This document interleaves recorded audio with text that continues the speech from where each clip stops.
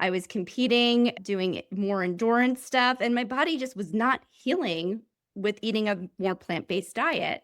Once I started really looking at their diet, looking how often they were eating, look at what they were eating and consuming, it was a game change for all of my patients. And once I started bringing nutrition into their practice, that was the biggest thing.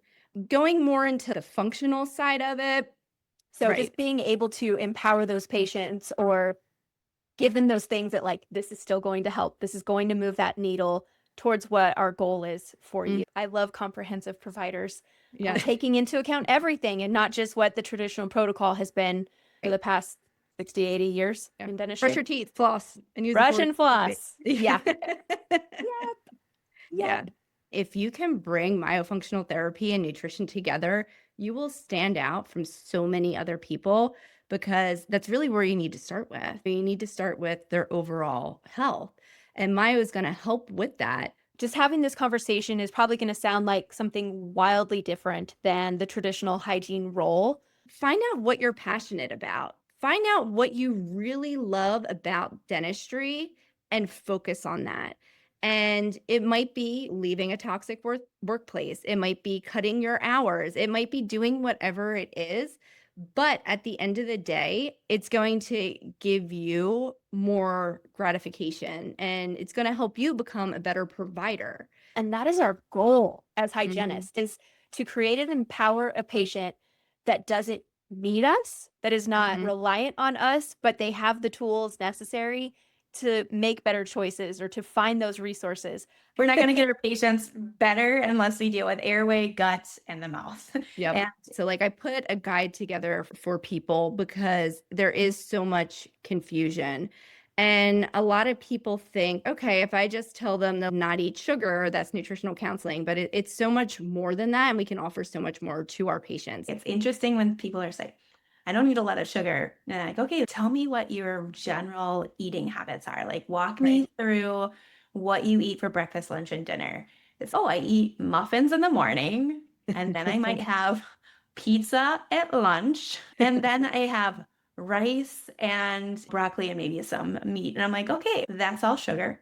Yeah, right. That's all It might not be carbohydrates. candy, but Right. it's all carbs that are feeding these Yeah. pathogens. We need to get more fiber and more meats in there so that we're feeding the good bacteria and making sure that we're well-rounded. So recently I've worked with really awesome providers and they're like, I learned so much from you when you're talking to the patients. And it's so heartwarming to hear that because I'm like, okay, I'm not a quack, right? Like I do know what I'm talking about, and I am trying to help your patients. But for someone who might be in an office where they don't welcome it as much, you let the patients talk for you. The patients are excited to hear this information. They're excited to make these changes. They're excited that someone is finally listening to them. But looking at the patient holistically is really where you bring wellness into play. And again, it's person driven, it's patient driven.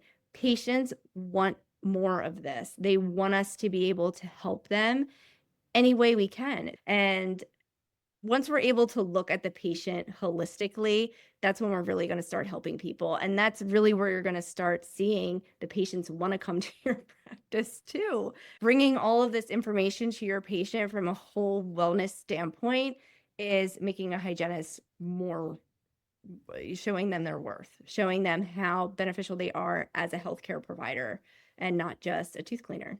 But what it all comes down to is that if you're feeding your body the right way and we're absorbing the nutritions absorbing the minerals and the nutrients that we need, our body is going to do the work for us, right? So it's meeting those patients in the middle and seeing how you can help them best thrive and have them have the oral health that they are pursuing.